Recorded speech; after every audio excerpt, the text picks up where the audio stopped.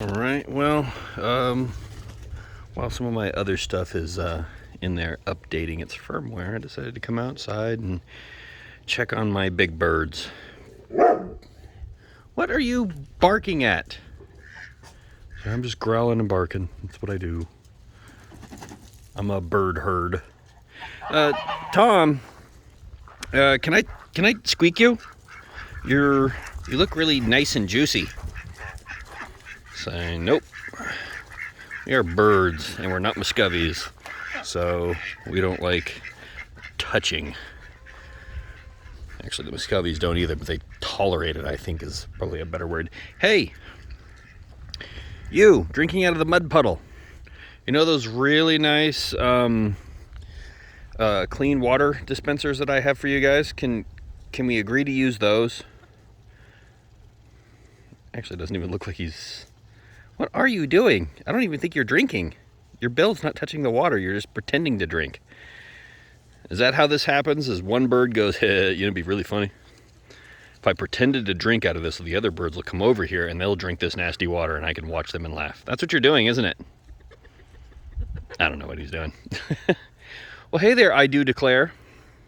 So, earlier today I went outside and sat on my favorite flat rock over there with my lovely wife, and she decided to approve the purchase of more birds.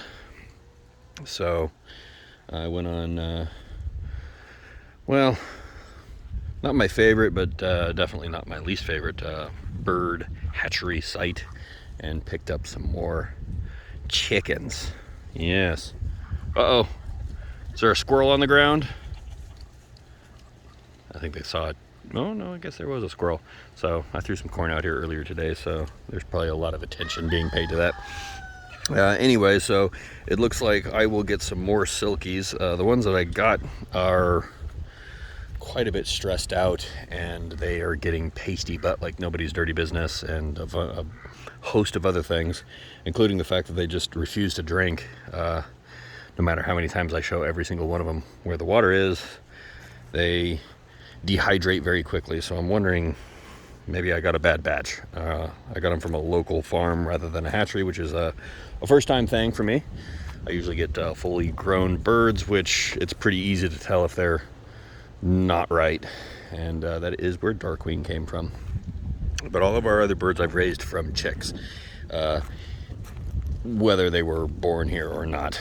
And it definitely, I think the levels that you go through are from best to worst is, you know, raising your own birds in an incubator so they think you're mom. That's definitely tops. They will pay attention to everything you do. You can show them how to drink, and they will repeat everything just like you're the mama hen. That's easiest, because then, you know, they don't have to figure it out through trial and error, which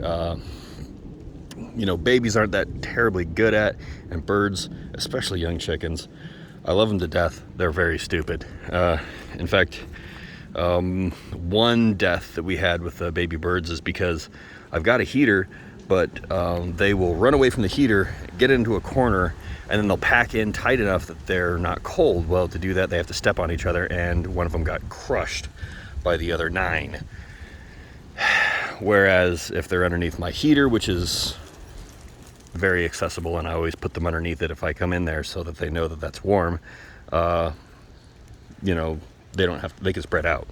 It's 16 inches by 16 inches, which is more than plenty for when we originally started 10 bantam chicks. I don't know what the hell was going on there, but the ones that I raised, they actually were fine with it. They got up underneath the heater when it got cold, or when they got cold, and they were good to go. But this time we ordered the minimum number of birds from all categories, and it looks like we're going to try something new. We have 20 bantam silkies that are coming. I'm not sure I even cared what type they were. I do like the blue ones, and I think my wife would have liked the blue ones, but I just got a whatever you got batch of them. And I ordered 15 more chickens, Jersey Giants. definitely want to have enough of those. And something new for us, I ordered 10 turkeys. Now, I did a little bit of a read on these guys last year because I wanted to get some, do you call them chicks? I don't know if you call them chicks. I got 10 baby I got 10 baby turkeys this time. They're already ordered, and they will be here whenever they're here, I guess. And the read that I did said don't keep them with chickens because there's diseases that chickens can have that turkeys will die of. Well, none of my chickens are diseased, I don't think, so we should be a good. I believe it was called blackhead or something like that. And so I'm going to have to keep an eye out for that. But I think what we'll do is I will put them in the pen and I will just feed them. And I'm gonna, the big worry that I have about that is, well, I mean, noise is probably going to be a thing. I don't know how noisy they are, and the biggest worry is my wife or my daughter will get attached to one of them, and that is bad. That would be very bad because I don't think I want to keep turkeys. I've seen them online. They can be kind of loud and big and noisy and messy, and yeah, so hopefully we'll get a bunch of mean, nasty ones, and we'll have turkey this year that we make ourselves. And if that goes well, then maybe we'll have some, we'll get a batch of turkeys every year. They're a little cheaper, I think, to raise out here if I could manage to make sure that the cost I incur feeding them is mostly from forage, if I could work something out like that.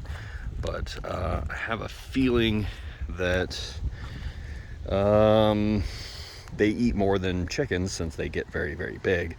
And so it might be interesting to see. I believe that they were $9 a piece, and of course there's a shipping fee, but when you order a bunch of birds, they all package them together. Man, I am just really impressed with how green the grass is out here. That's why I'm walking around and just kind of looking at the grass. My food budget for birds is not that bad. It's between $25 and $30 a month. It's nothing compared to the amount of animals I'm feeding off of it, because actually that's not my bird budget. That is my every animal that we have budget, except for dogs. Dogs get their own food.